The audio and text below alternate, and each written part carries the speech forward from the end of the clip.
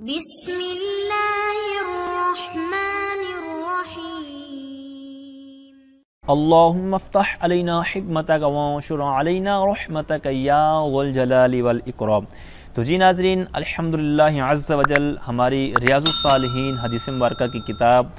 جاری و ساری ہے، اور آج ہم اس کا سبق نمبر 35 نمبر سبق انشاءاللہ عز وجل پڑھیں گے۔ تو یہ جو کتاب الآداب ریاض الصالحین کا ایک حصہ ہے، تو اس کو جو نصاب کے اندر شامل کیا گیا ہے، تو اسی نصاب کے مطابق کتاب کو ایک الگ طور پر شائع کیا گیا ہے مکتبہ المدینہ کی طرف سے۔ تو اس کتاب کا 92 صفحہ ہے میرے پاس۔ تو یہاں سے آج ہم 3 ابواب کو سبق کا حصہ بنائیں گے۔ تو پہلا جو باب ہوگا وہ میت کو دفن کرنے کے بعد اس کے لیے دعا کرنے، اس کے پاس کھڑے ہو کر ذکر و اذکار وغیرہ کرنے کے حوالے سے ہوگا۔ پھر دوسرا باب وہ میت کی طرف سے صدقہ کرنے کے بارے میں باب ہوگا، اور تیسرا باب میت کے بارے میں تعریف کرنا۔ اچھی تعریف کریں گے تو کیا ہوگا، بری تعریف کریں گے تو اس کا میت پر کیا اثر پڑے گا، تو اس سے ریلیٹڈ ہمارا تیسرا باب ہوگا۔ تو آئیے بلا تاخیر ہم اپنے پہلے باب کی طرف بڑھتے ہیں۔ باب الدعاء للمیت، میت کے لیے دعا کرنے کے بارے میں باب۔ بعد دفنہ ہی، اس کو دفن کرنے کے بعد، اس کی تدفین کے بعد۔ دفنہ ہی کے ساتھ جو ہا ضمیر ہے تو اس کا مرجع میت ہے، تو میت کی طرف ہی مرجع ہے، اور ترجمہ بھی ہم نے اسی انداز میں کیا ہے۔ دوبارہ غور کریں کہ میت کے لیے دعا کرنے کے بارے میں باب، میت کو دفنانے کے بعد، میت کی تدفین کے بعد، ٹھیک ہے۔ تو یہاں پر اسی طرح آپ نے دیکھا ہوگا۔ تو آگے اور کس کے بارے میں باب ہے، تو کہتے ہیں والقعود عند قبرہ ساعۃ، قعود یہ بیٹھنے کو کہتے ہیں۔ تو عند قبرہ کا مرجع بھی اسی طرح ہوگا، ٹھیک ہے، اور ترجمے میں آپ نے غور کرنا ہے۔ اور اس کی قبر کے پاس، یعنی میت کی قبر کے پاس بیٹھنے کے بارے میں باب۔ ساعتاً کچھ دیر، یعنی کچھ دیر اس کی قبر کے پاس آپ بیٹھ جائیں، تو اس کے بارے میں بھی یہاں پر گفتگو ہوگی آگے جو احادیث آ رہی ہیں۔ تو اور کس لیے کہتے ہیں للدعاء لہ، تو اس کے لیے دعا کرنے کے لیے، یعنی جو بیٹھنا ہے اس کے پاس، تو کوئی ایسا نہیں ہے کوئی غفلت کی صورت میں آپ نے بیٹھنا ہے، دنیا کی باتیں کرنی نہ، وہاں پر بیٹھنا ہے کچھ دیر کے لیے، تو اس کے لیے آپ کو کوئی مقصد ہونا چاہیے۔ وہ کون سا ہے، کہتے ہیں للدعاء لہ، اس کے لیے دعا کرنے کے لیے، والاستغفار والقراءۃ، یعنی اس کے لیے دعا کریں، استغفار کریں اور تلاوت وغیرہ کریں، جو بھی ذکر و اذکار کرنا ہے، تو مطلب اس کے لیے اصال ثواب کا کوئی نہ کوئی انتظام ہونا چاہیے۔ تو بہرحال یہاں پر جو دفن کا لفظ آیا ہے، تو اب سب سے پہلے دفن کرنے کا آغاز کہاں سے شروع ہوا، تو یہ سورہ مائدہ کے اندر واقعہ آپ نے شاید پڑھا ہو، 31 نمبر آیت کے اندر اس کا ذکر موجود ہے کہ جب حضرت آدم علیہ السلام کے 2 بیٹوں نے آپس میں مطلب تھوڑی سی چپکلش ہوگی، تو وہ واقعہ مشہور ہے۔ تو حابیل رضی اللہ تعالی عنہ کو اس کے بھائی قابیل نے شہید کر دیا، قتل کر دیا۔ تو اب اس قتل سے پہلے، اس مطلب میت سے پہلے تو کبھی کوئی میت ہوئی نہیں تھی، کہیں فوتگی ہوئی نہیں تھی۔ تو اب قابیل بڑا پریشان کہ میں نے اس کو مار تو دیا ہے، اب اس کو کرنا کیا ہے۔ تو وہ جناب کئی دن بلکہ کئی مہینے بھی بعض روایات کے اندر آتا ہے کہ وہ اپنے جناب اس نے اٹھا کر کبھی کہیں لے کے جاتا، کبھی کہیں لے کے جاتا، مطلب مارا پھرتا کہ اب اس کو کروں کیا۔ تو بالآخر پھر ایک کوے نے کسی دوسرے پرندے کو مارا، پھر اس کو زمین کھود کر اس کے اندر ڈال دیا، تو اس نے وہ سارا معاملہ دیکھ لیا تھا۔ تو پھر اس نے سوچا کہ یہ مجھے سکھانے کے لیے یعنی کہ یہ کیا گیا، تو مطلب پھر اس نے ادھر سے سبق سیکھا اور اپنے بھائی کو اس طرح دفن کر دیا۔ تو دفن کا مطلب ہے چھپانا، ٹھیک ہے، جس طرح چھپا ہوا کسی خزانہ مل جائے تو اس کو بھی کہتے ہیں نا مال دفینہ، تو مطلب چھپا ہوا جو مال ہے، گڑے ہوئے مال کو جو مال دفینہ کہتے ہیں۔ تو بہرحال یہ تدفین کا جو معاملہ تب سے شروع ہوا۔ تو اب جو ہم نے ٹاپک پڑھا ہے، جو ترجمۃ الباب پڑھا ہے، تو اسی کے ریلیٹڈ انہوں نے احادیث آگے بیان کی ہیں، اور انہی سے ہی وہ مسئلہ اخذ ہوا ہے جو اوپر بیان کیا گیا ہے۔ میں نے ترجمۃ الباب کے حوالے سے پہلے بھی گفتگو کی ہوئی ہے۔ تو کہتے ہیں وعن ابی عمرو وقیل ابو عبداللہ وقیل ابو لیلہ عثمان بن عفان رضی اللہ تعالی عنہ، حضرت ابو عمر سے روایت ہے۔ تو اب یہاں پر 3 طرح کی کنیات بیان کریں گے، یعنی گویا کہ یہ سمجھ لیں کہ یہاں پر 2 اور اقوال بھی ہیں جہاں قیلہ سے وہ آگے بیان کر رہے ہیں۔ یعنی ایک قول تو یہ ہے کہ جو آگے روایت آ رہی ہے وہ ابو عمر سے روایت ہے، دوسرا پھر کہتے ہیں کہ یا وہ کنیت ان کی وہ ہے، یا پھر یہ ہے، یا پھر آگے والی ہے۔ تو یہ کنیت کے اندر گویا کہ یوں سمجھیں اختلاف ہے۔ تو حضرت ابو عمر سے روایت ہے، اور کہا گیا ہے کہ ابو عبداللہ سے، ٹھیک ہے، ابو عبداللہ سے روایت ہے، اور ایک اور جو قول ہے کہتے ہیں کہا گیا ہے کہ ابو لیلہ عثمان بن عفان رضی اللہ تعالی عنہ سے روایت ہے قال کان النبی صلی اللہ تعالی علیہ وسلم اذا فرغ من دفن المیت وقف علیہ. صحابی فرماتے ہیں کہ نبی پاک صاحب الاولاق صلی اللہ تعالی علیہ وسلم جب کسی میت کو دفن کرنے سے فارغ ہوتے یعنی کسی کو دفنا دیتے اس کے اوپر مٹی وغیرہ ڈال دی جاتی تو وقف علیہ تو سرکار اس پر ٹھہرتے وقوف کرتے یعنی کچھ دیر ٹھہرتے. وقال اور سرکار فرماتے استغفروا لاخیکم اپنے بھائی کے لیے استغفار کرو وسلوا له التثبیت اور اس کے لیے ثابت قدمی کا سوال کرو یعنی اس کے لیے التجا کرو اللہ تعالیٰ کی بارگاہ میں کہ یہ ثابت قدم رہے کیونکہ فإنه الآن يسأل کیونکہ اب اس سے سوال کیا جائے گا یعنی اب جو دفن کر دیا ہے تو اب اس سے سوال کیا جائیں گے. اس سے جو سوالات عام طور پر احادیث کے اندر معروف و مشہور ہیں 3 بھی روایات کے اندر آتا ہے 2 بھی آتا ہے 1 بھی آتا ہے تو بہرحال ان سے پھر وہ سوال کیے جائیں گے. تو اب اس حدیث پاک سے کچھ اشارے ملتے ہیں کہ ایک تو یہ کہ مردے کو زندوں کی دعا سے فائدہ پہنچتا ہے, مردے کو کوئی اصالِ ثواب کرتا ہے وہ بھی پہنچتا ہے, اس کے لیے دعا کرتا ہے, استغفار کرتا ہے, جو بھی کرتا ہے تو اس کا جو ربط ہے کنیکشن ہے وہ قائم رہتا ہے, اس کو اس کا فائدہ پہنچتا ہے. دوسرا یہ ہے کہ قبر میں جو سوالات ہوں گے یہ حق ہے کیونکہ یہاں پر سرکار نے فرمایا کہ اس سے سوالات ہوں گے تو لہٰذا اس کی بھی کلیریفیکیشن ہوگی کہ یہ ہوں گے. تیسرا یہ ہے کہ سوالات دفن کرنے کے بعد ہوں گے, جس طرح کہ سارا کچھ کرنے کے بعد سرکار نے فرمایا کہ فَإِنَّهُ الْآنَ يُسْأَلُ کہ ابھی اس سے سوال کیے جائیں گے.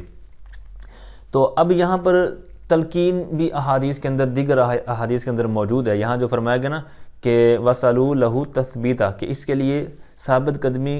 رہنے کی یعنی ثابت قدمی رہے تو اس کے لیے سوال کرو, التجا کرو. تو ایک حدیث پاک کے اندر آتا ہے سرکار نے فرمایا دفن کے بعد قبر کے سرہانے کھڑے ہو کر یہ کہو اے فلاں بن فلاں, یعنی جس طرح کسی کا کوئی بیٹا فوت ہوا ہے تو وہاں پر اس کے نام لینے ہیں کہ زید بن بکر, ٹھیک ہے, فلاں فلاں. تو اب اس کا وہ نام لینا ہے کہ اے فلاں کے بیٹے, تو اپنا وہ کلمہ یاد کر, یعنی اس کو یہ کہنا ہے جو سرکار فرما رہے ہیں کہ اپنا وہ کلمہ یاد کر جسے تو دنیا میں پڑھتا تھا,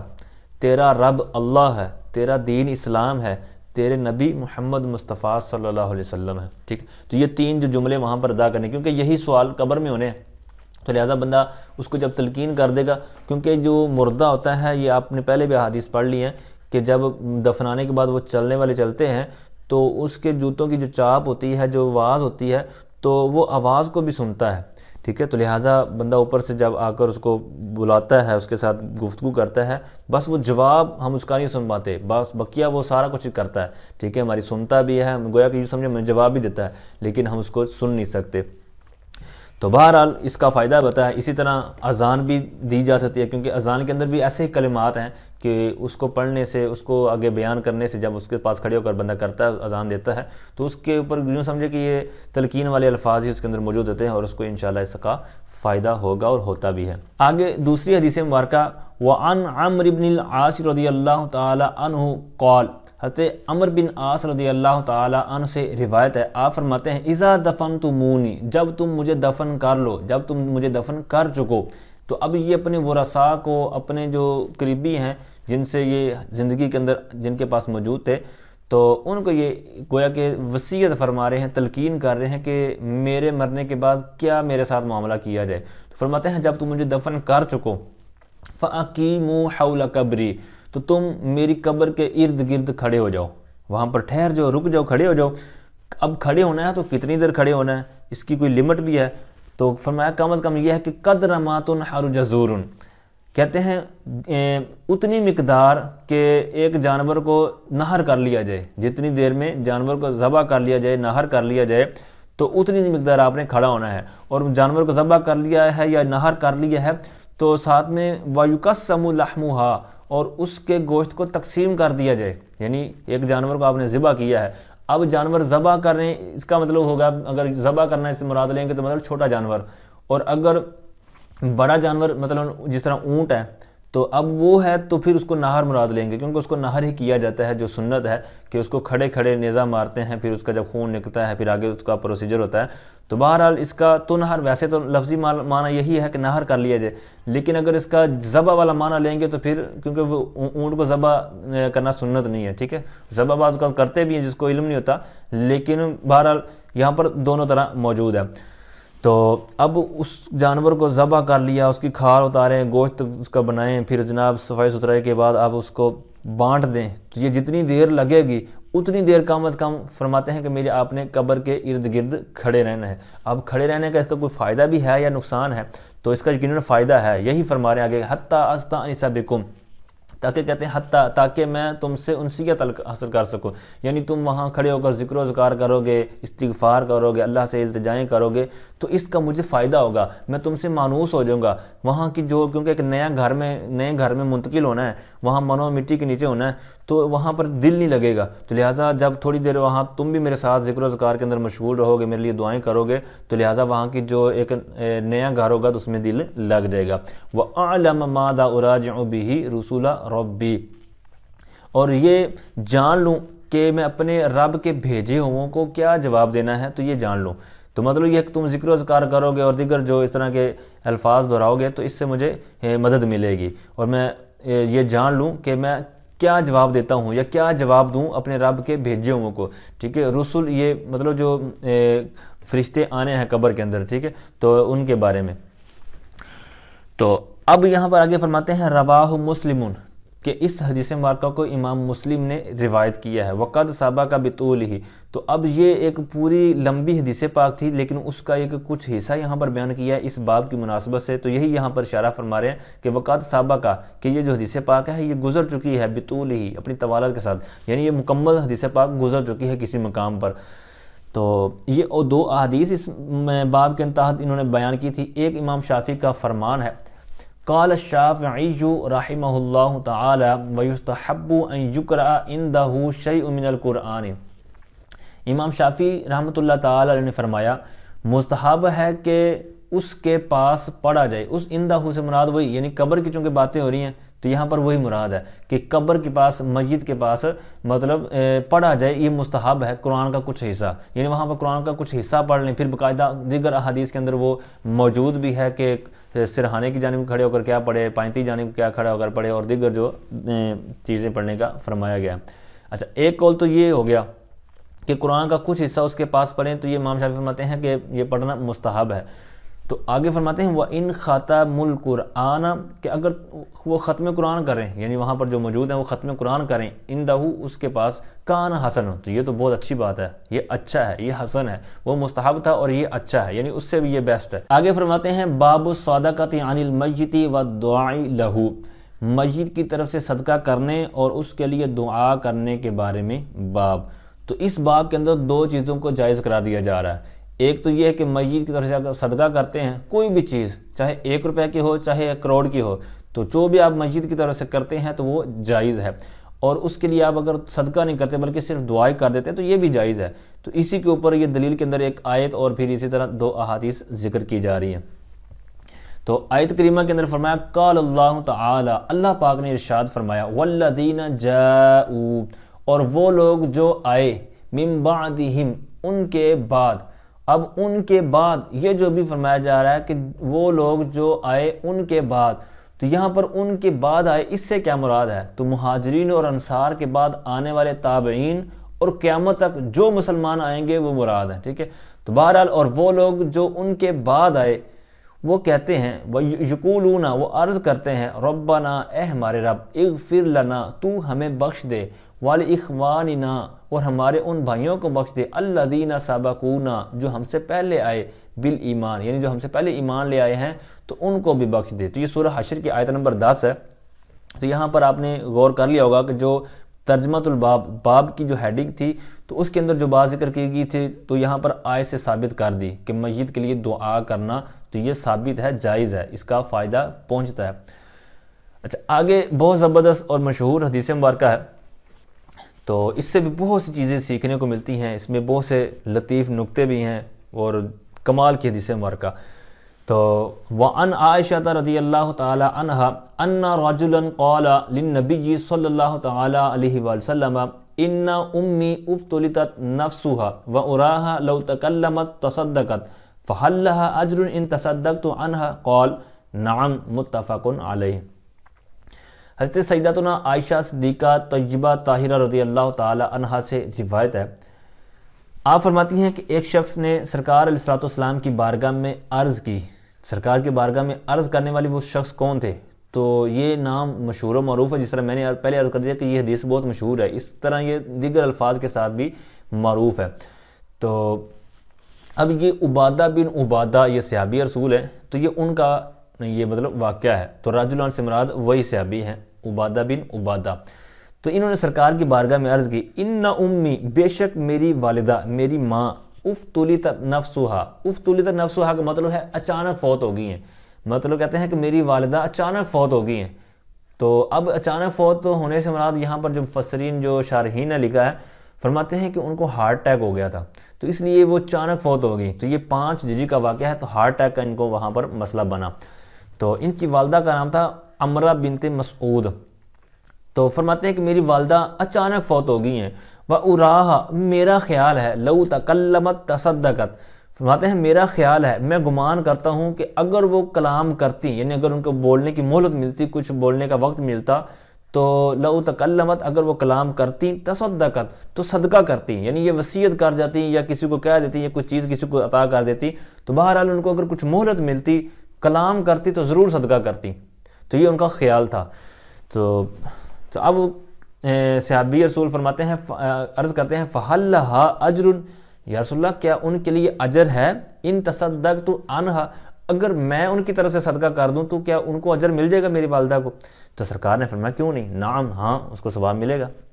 متفق علیہ، یہ بخاری شریف کے اندر بھی موجود ہے اور مسلم شریف کے اندر بھی موجود ہے۔ تو اب یہاں پر یہ جو کہا گیا ہے کہ میری والدہ اچانک فوت ہو گئی ہیں، تو یہ ناگہانی موت، یعنی اچانک موت، ناگہانی موت۔ تو اب ناگہانی موت کے بارے میں 2 طرح کے احادیث ملتی ہیں، یعنی جن کے اندر یوں سمجھے آپس میں ٹکراؤ ہے کہ یعنی اگر کوئی پڑھا لکھا نہ ہو تو وہ دونوں حدیثوں کو دیکھ کر بڑا پریشان ہو جائے گا کہ یار اس کے اندر تو کچھ بیان کیا جا رہا ہے اور دوسری حدیث اس کے اندر کچھ اور بیان کیا جا رہا ہے، تو یہ تو سمجھ نہیں آ رہی۔ تو پھر ان کی آپس میں پھر تطبیق ہوتی ہے، جس طرح کہ آپ نے سنا ہوگا کہ تطبیق کا جو مشہور واقعہ ہے کہ جب حدیث مختلف طرح کی سامنے آئیں کہ سب سے پہلے اسلام لانے والے حضرت ابوبکر ہیں، کسی روایت کے اندر آتا ہے کہ حضرت علی ہیں، کسی کے اندر آتا ہے کہ حضرت خدیجہ ہیں، کسی کے اندر حضرت بلال کے بارے میں، کسی سے حضرت زید بن حارثہ کے بارے میں، تو یہ سب کے بارے میں یہی ہے کہ سب سے پہلے انہوں نے سلام لایا۔ تو جب یہ محدثین نے یہ حدیث پڑھی تو بڑے پریشان ہوئے، لیکن اس کا حل پھر امام اعظم ابو حنیفہ علیہ رحمہ نے نکالا۔ آپ نے فرمایا کہ آزاد مردوں کے اندر حضرت ابوبکر صدیق، عورتوں کے اندر حضرت خدیجہ الکبریٰ، اسی طرح پھر سب کے بارے میں یہ تطبیق بیان فرمائی کہ سب پہل کرنے والے تو ہیں لیکن ایک جہت سے ہیں، ٹھیک ہے۔ تو اس طرح سب احادیث کو ایک مطلب اس کی ایک حل بیان کر دینا، تو اس کو بولتے ہیں تطبیق۔ تو اسی طرح دو احادیث یہ ناگہانی موت کے بارے میں ہے، تو اس کی بھی تطبیق علماء نے بیان فرمائی ہے۔ تو بہرحال ایک حدیث پاک کے اندر سرکار نے فرمایا کہ ناگہانی موت مومن کے لیے راحت اور فاسق کے لیے غضب ہے، اور ایک جگہ سرکار نے فرمایا کہ ناگہانی موت اللہ کا غضب ہے، اور ایک سرکار کا عمل بھی حضرت ابو ہریرہ بیان فرماتے ہیں کہ جب سرکار کسی ایسی دیوار کے پاس سے گزرتے جو گرنے کے قریب ہوتی تو تیزی سے گزر جاتے اور فرماتے میں ناگہانی موت کو ناپسند کرتا ہوں۔ اب ان احادیث کا جو حل ہے، جو تطبیق ہے، تو وہ علامہ بدر الدین عینی رحمۃ اللہ تعالی نے بیان فرمائی ہے، وہ یہ کہ وہ روایات جن میں ناگہانی موت کو برا کہا گیا ہے اس شخص کے لیے ہے جو موت کی تیاری سے غافل ہو، کیونکہ ایسی صورت میں وہ وصیت کر سکتا ہے اور نہ ہی اس کو توبہ نصیب ہوتی ہے، یعنی نہ اس کو وصیت کرنے کا موقع ملتا ہے اور نہ ہی اس کو توبہ نصیب ہوتی ہے۔ اور جس نے تیاری کر رکھی ہو موت کی تو اس کے لیے ناگہانی موت اچھی ہے اور باعث راحت ہے، کیونکہ وہ اگر تیاری تو چونکہ اس کی ہے پہلے ہے، اب اگر فوت ہوتا بھی ہے تو اس کو کوئی مسئلہ نہیں ہے، آگے وہ اس کی تیاری بہتر ہے اور آگے جنت کے راستے آسان ہے اس کے لیے۔ تو لہٰذا دونوں احادیث اپنی جگہ حق ہیں، لیکن دونوں کے اندر تھوڑا سا سمجھنے کی ضرورت ہے۔ اب یہ جو حدیث مبارکہ آپ نے بھی سماعت کی ہے تو اس کے اندر جو ایصال ثواب صدقہ وغیرہ کا بیان کیا گیا ہے اور یقیناً اس کا پھر مزید کو فائدہ پہنچتا ہے، تو لہٰذا 2-3 جو آیات بد مذہب بھی آگے سے پیش کرتے ہیں کہ مردوں کو آپ صالح ثواب کرتے ہیں یا ان کے لیے دعا کرتے ہیں تو اس کا کوئی فائدہ نہیں ہوتا، تو وہ دلیل کے طور پر آیات پیش کرتے ہیں، تو لہٰذا وہ آیات اپنی جگہ پر درست ہیں، ان کا معنی کچھ اور ہے، اور احادیث کے اندر جو ایصال ثواب کا بیان کیا گیا ہے تو یہ اپنی جگہ پر ان کا مطلب ہے، ان آیات کا اپنی جگہ مطلب ہے۔ 2 جو مشہور آیات یہ پیش کرتے ہیں، تو جیسے وَأَن لَيْسَ لِلْإِنسَانِ إِلَّا مَا سَعَىٰ، سورہ نجم کی آیت نمبر 39 ہے، اور یہ کہ آدمی نہ پائے گا مگر اپنی کوشش، اور اسی طرح ایک اور آیت ہے لہا ما کسبت وعلیہا ما اکتسبت، یہ سورہ بقرہ کی 286 نمبر آیت ہے، تو اس کا فائدہ ہے جو اچھا کمایا اور اس کا نقصان ہے وہ جو برائی کمائے۔ تو اب ان آیات میں یہ کہ کوئی شخص کسی کی طرف سے بدنی عبادتیں نہیں کر سکتا کہ اس کی طرف سے فرض نمازیں ادا کر دے یا روزے رکھ دے یا کوئی اور اس طرح کے فرائض واجبات کر دے، تو یہ کسی کی طرف سے ادا کرنے کی یہاں پر بات کی جا رہی ہے، لیکن جو احادیث ہیں تو وہاں پر ایصال ثواب کی بات کی گئی ہے، کسی کو کوئی عمل نہیں دیتا بلکہ عمل کا ثواب پہنچاتا ہے اور اس کا موجود ہے۔ لیکن یہ جو آیات ہیں تو آیات کے اندر کسب اور صحیح کا ذکر ہوا ہے، ایصال ثواب کا نہیں ہوا، تو لہٰذا آیات اپنی جگہ پر درست ہیں، احادیث اپنی جگہ پر ہیں، لیکن یہاں پر آپس میں کوئی ٹکراؤ والی صورت نہیں ہے۔ آگے بہت زبردست حدیث مبارکہ وعن ابی ہریرہ رضی اللہ تعالی عنہ، حضرت سیدنا ابو ہریرہ رضی اللہ تعالی عنہ سے روایت ہے ان رسول اللہ صلی اللہ تعالی علیہ وسلم قال، کہ نبی پاک صاحب الاولاق صلی اللہ تعالی علیہ وسلم نے ارشاد فرمایا اذا مات الانسان انقطع عمله الا من ثلاث، جب انسان فوت ہو جاتا ہے، جب انسان مر جاتا ہے تو اس کا عمل منقطع ہو جاتا ہے، اس کا عمل ختم ہو جاتا ہے، مگر 3 عمل منقطع نہیں ہوتے، یعنی سب عمل کا تعلق اس کے ساتھ کٹ ہو جاتا ہے، ختم ہو جاتا ہے، لیکن 3 عمل باقی رہتے ہیں، یعنی اس کو اجر ملتا رہتا ہے، ثواب اس کو پہنچتا رہتا ہے۔ اب یہ بعض احادیث کے اندر اس کی تعداد زیادہ بھی ہے، بعض کے اندر کم بھی ہے، لہٰذا اس سے آپ نے پریشان نہیں ہونا۔ تو 3 عمل کون سے ہیں؟ صدقۃ جاریۃ، صدقہ جاریہ، کوئی اس نے زندگی کے اندر رہتے ہوئے کوئی کام کر دیا تھا، کتابیں لکھ دی تھیں یا کتابیں بانٹ دی تھیں، اسی طرح کوئی مدرسہ بنا دیا تھا، مسجد بنا دی تھی، اسی طرح کوئی اور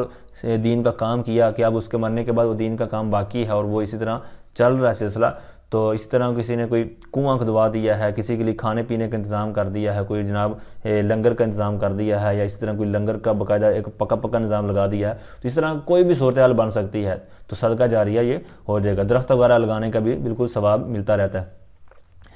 تو اسی طرح او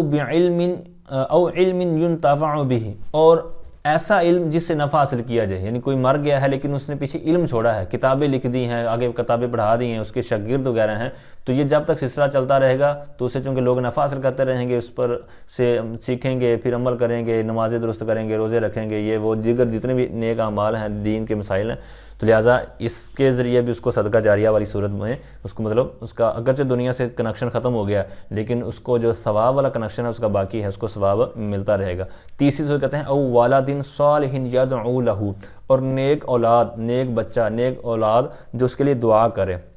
یعنی کسی نے اپنی اولاد کی تربیت کی ہے، ان کو اچھا پڑھایا لکھایا ہے، دین کی تعلیم دی ہے، تو اب وہ دنیا سے چلا گیا لیکن وہ اس کے لیے مطلب یہ اجر و ثواب کا باعث ہے۔ اب یہاں پر جو یدعو لہ یعنی اس کے لیے دعا کریں، تو یہ دعا کرنے کی جو قید لگائی گئی ہے تو یہ ایک ترغیب بھی ہے کہ مطلب ترغیب ہے کہ بیٹے اپنے والدین کے لیے دعا کریں، لیکن اگر کوئی دعا بالفرض نہیں کرتا تو پھر بھی ان کو جو مسجد یعنی جو باپ ہے تو اس کو یہ ثواب تو پہنچتا ہی رہے گا، چاہے بچے اس کے لیے دعا کریں یا نہ کریں۔ یہ ایسے ہی ہے جیسے کوئی درخت لگا دے تو لوگ اس کے جو پھل کھاتے ہیں، تو اب وہ پھل کھانے کے بعد اس کے لیے دعا کریں یا نہ کریں، جس نے درخت لگایا اس کو تو ثواب ملتا ہی ملتا ہے۔ تو اسی طرح یہ ہے کہ یہ بھی تو چونکہ اپنی اولاد کی جو اولاد ہے یہ اپنے والدین کا پھل ہے، تو اب اس کا بھی ان کو ثواب پہنچتا رہتا ہے، ٹھیک ہے۔ تو بہرحال اس حدیث مبارکہ کو امام مسلم علیہ رحمہ نے روایت کیا ہے۔ آگے فرماتے ہیں باب ثناء الناس علی المیت، ثنا کہتے ہیں تعریف کرنے کو، اصطلاحی طور پر کہتے ہیں کہ وہ فعل جو کسی کی تعظیم کا شعور دلائے۔ تو بہرحال باب ثناء الناس علی المیت، لوگوں کا میت کی تعریف کرنے کے بارے میں باب، تو مطلب کوئی میت ہو گزر رہی ہو تو اس کے بارے میں اچھے الفاظ کہیں گے تو اس کا بھی میت کو فائدہ ہوتا ہے، اس کے بارے میں برے الفاظ کہیں گے تو اس کو نقصان بھی پہنچتا ہے، جیسے کہ احادیث سے آپ کو پتہ چل جائے گا۔ تو فرماتے ہیں عن انس رضی اللہ تعالی عنہ قال مروا بجنازۃ فَأَثْنَوْا عَلَيْهَا خَيْرًا۔ حضرت انس رضی اللہ تعالیٰ عنہ سے روایت ہے، آپ فرماتے ہیں کہ کچھ لوگ ایک جنازے کے پاس گزرے، مرو گزرے کچھ لوگ بھی جنازتن ایک جنازے کے پاس سے، یعنی ایک جنازہ جا رہا تھا یا کہیں رکا ہوا تھا تو اس کے پاس سے کچھ لوگ گزرے، فَأَثْنَوْا عَلَيْهَا خَيْرًا، تو اس کی تعریف کی اچھی، یعنی اس کے بارے میں اچھے الفاظ کہے، اس کی تعریفیں کی، تو فقال النبی صلی اللہ تعالیٰ علیہ وآلہ وسلم، تو سرکار دو جہاں صلی اللہ علیہ وسلم نے شاہ فرمایا وجبت، واجب ہو گئی۔ ثم مروا بأخرى، پھر وہ دوسرے جنازے کے پاس سے گزرے، فأثنوا علیہا شرا، تو انہوں نے اس کی برائی بیان کی، یعنی برے لفظوں میں اس کی تعریف کی۔ فقال النبی صلی اللہ تعالیٰ علیہ وسلم، سرکار نے شاہ فرمایا وجبت، واجب ہو گئی۔ فقال عمر بن الخطاب رضی اللہ تعالیٰ عنہ ما وجبت، حضرت عمر بن خطاب رضی اللہ تعالیٰ عنہ نے التجا کی، یا رسول اللہ کیا چیز واجب ہوگی؟ آپ نے 2 دفعہ فرمایا ہے کہ واجبات، تو کیا واجب ہوگی؟ فقال، تو سرکار نے فرمایا ھذا اثنیتم علیہ خیرا فواجبت لہ الجنہ، اس شخص کے لیے جس کی تم نے خوبی بیان کی تو اس کے لیے جنت واجب ہوگی، وھذا اثنیتم علیہ شرا فواجبت لہ النار، اور اس شخص کے لیے جس کی تم نے برائی بیان کی، اس کی اچھی تعریف نہیں کی، اس کے لیے جہنم واجب ہوگی۔ انتم شہداء اللہ فی الارض، سرکار نے فرمایا تم زمین پر اللہ کے گواہ ہو۔ اب فی الارض یہاں پر علی الارض کے معنی میں ترجمہ کریں گے، زمین میں نہیں بلکہ زمین پر، تو تم لوگ زمین پر اللہ کے گواہ ہو۔ تو یہاں پر انتم سے مراد صرف صحابہ نہیں تھے بلکہ قیامت تک کے جو مسلمان کسی کے بارے میں گواہی دیں گے تو وہ مراد ہے، ٹھیک ہے۔ اب اس حدیث پاک کا مطلب کیا ہے، کس کی تعریف ویلڈ ہوگی، کس کی تعریف مانی جائے گی؟ تو اس کے بارے میں علماء نے بیان فرمایا ہے کہ جب کسی میت کی خوبیاں نیک اور متقی لوگ بیان کریں تو اس کے لیے یہ فضیلت ہے، کیونکہ بعض کا تو بدکار لوگ جس طرح کے ایکٹر ہوتے ہیں، فلم ڈرامے بنانے والے، جب ان کا کوئی مر جاتا ہے تو اس کی جو جناب بڑی خوبیاں بیان کرتے ہیں، اس کا جناب اس طرح کی اس کی فضیلتیں بیان کر رہے ہوتے ہیں، اسی طرح کوئی کرکٹر یا کوئی بھی جناب اپنی فیلڈ کا، تو دوسرے کی جناب اس طرح وہ خوبیاں بیان کرتے ہیں گویا کہ جناب سب سے بڑا ولی یہ تھا۔ تو ایسا نہیں ہے، جس طرح کہ اب تو ایسا بھی معاذ اللہ دیکھنے کو ملتا ہے کہ کوئی جس طرح کے انگریزوں کے جو کرکٹر مرتے ہیں یا کھلاڑی مرتے ہیں تو ان کے لیے بھی دعائیں بخشش کر رہے ہوتے ہیں، ان کے لیے اچھے الفاظ بول رہے ہوتے ہیں، تو یہ بہت سخت باتیں ہیں۔ تو بہرحال کہنے کا مطلب یہ ہے کہ جو نیک اور متقی لوگ کسی کی تعریف بیان کریں تو وہ مراد ہوگی ہر ایک کی یہاں پر، کیونکہ بعض کا تو کسی کے ساتھ دشمنی ہوتی ہے یا کسی کے ساتھ کوئی اور معاملہ ہوتا ہے تو وہ اس کے لیے جناب بد دعائیں کر رہے ہوتے ہیں، تو یہ اس طرح کے وہاں پر نہیں مانے جائیں گے۔ اچھا، اس حدیث پاک کو پڑھنے سننے کے بعد ہو سکتا ہے کہ کسی کے ذہن میں یہ سوال پیدا ہوا ہو کہ بعض احادیث میں میت کو برا کہنے سے منع کیا گیا ہے، لیکن یہاں پر تو سرکار کی موجودگی میں میت کی برائی بیان کی گئی، تو سرکار کے پاس ہی یہ ساری معاملہ ہوا ہے، لہٰذا یہاں پر ایسا کیوں ہے؟ تو اس کا کیا جواب ہے؟ تو اس کے کئی طرح جواب دیے گئے ہیں، جن میں سے ایک تو یہ ہے کہ جو برائی سے منع کیا گیا نا کہ میت کی برائی نہیں کرنی، تو وہاں پر چند افراد خارج ہیں، مثال کے طور پر کوئی کافر ہے، فاسق مولن ہے یا منافق ہے یا کوئی بدعتی ہے، تو یہ افراد خارج ہیں، ان کی تو برائی کرنی ہے تاکہ جو مسلمان دیگر جو عام فہم ہے یا دین سے مطلب کم اتنا مطلب ان کی اتنی جان پہچان نہیں ہوتی، تو ان کو یہ سبق ہو، ان کو پتہ چلے کہ اس طرح کے کام نہیں کرنے جو یہ مطلب کہ ان کے مرنے کے بعد بھی ان کی برائی بیان کی جا رہی ہے، تو لہٰذا یہ جو دنیا میں اس طرح کے کام کرتے تھے یا جو بھی ایک اپنا طریقہ کار اختیار کرتے تو اس طرح کے طریقہ کار سے ہم نے بچنا ہے، ٹھیک ہے۔ تو لہٰذا یہ دوسروں کی ترغیب کے لیے ہوتا ہے، دوسروں کو بچانے کے لیے ہوتا ہے، تو یہ اس طرح کے جو چند افراد جو مستثنیٰ ہیں تو یہ ان کے بارے میں، جس طرح کہ اس کی دلیل جو ہے تائید جو ہے وہ ایک اور حدیث پاک جو مسند امام احمد کی ہے تو وہاں پر موجود ہے کہ سرکار نے اس کے بارے میں اس کا جنازہ بھی نہیں پڑھا تھا، یعنی ایک کا جنازہ پڑھا دوسرے کا نہیں پڑھا، ٹھیک ہے۔ تو اس سے پتہ چلتا ہے کہ وہ کوئی منافق تھا۔ آگے بہت زبردست حدیث مارکا وعن ابی الاسود قال قدمت المدینہ فجلست الی عمر بن الخطاب رضی اللہ تعالی عنہ، حضرت ابو الاسود رضی اللہ تعالی عنہ سے روایت ہے، آپ فرماتے ہیں کہ میں مدینہ شریف حاضر ہوا، یہاں پر آیا ہوا تھا، تو فرماتے ہیں کہ میں حضرت عمر بن خطاب رضی اللہ تعالیٰ عنہ کے پاس بیٹھ گیا، یعنی وہاں پر ایک دفعہ بیٹھ گیا جب میں آیا ہوا تھا، تو فمرت بہم جنازہ، کہتے ہیں ان کے پاس ایک جنازہ گزرا، فاثنی علی صاحبہا خیرا، تو کہتے ہیں اس کے صاحب پر، یعنی جو میت والا تھا یعنی صاحب میت، یعنی جو ڈیڈ باڈی جو میت جا رہی تھی تو صاحبہا سے مراد وہی یعنی صاحب جنازہ یعنی وہ میت، تو اس کی تعریف کی گئی، یعنی اس کے اچھے لفظوں میں اس کی خوبی بیان کی گئی، تعریف کی گئی۔ تو حضرت عمر نے فرمایا واجبت، واجب ہوگی۔ ثم مر بأخرى، کہتے ہیں پھر دوسرا گزرا، فاثنی علی صاحبہا خیرا، تو اس کے اوپر بھی اچھا تعریف کی گئی۔ تو فقال عمر، تو حضرت عمر رضی اللہ عنہ نے فرمایا کہ واجب ہوگی. ثم مر بالثالثہ، پھر تیسرا گزرا، یعنی تیسرا جنازہ گزرا، پھر اس کے صاحب پر، یعنی اس صاحب جنازہ پر یا اس ڈیڈ باڈی یا جو میت تھی تو اس کی برائی بیان کی گئی. تو حضرت عمر نے فرمایا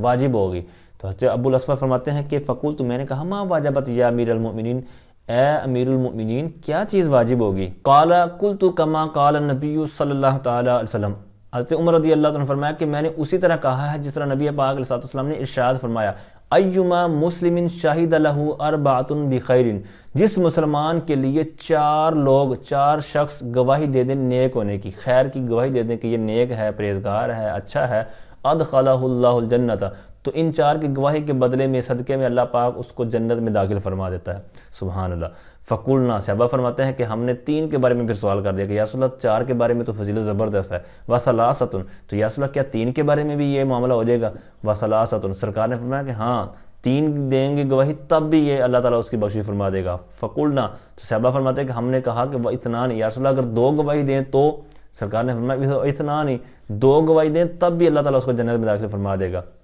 صحابہ فرماتے ہیں ثم لم نسألہ عن الواحد، پھر فرماتے ہیں کہ ہم نے سرکار صلی اللہ علیہ وسلم سے سوال نہیں کیا ایک شخص کی گواہی کے بارے میں. تو یہاں سے مطلب انہوں نے خاموشی اختیار کی، 2 تک ہی انہوں نے سوال کیے تھے.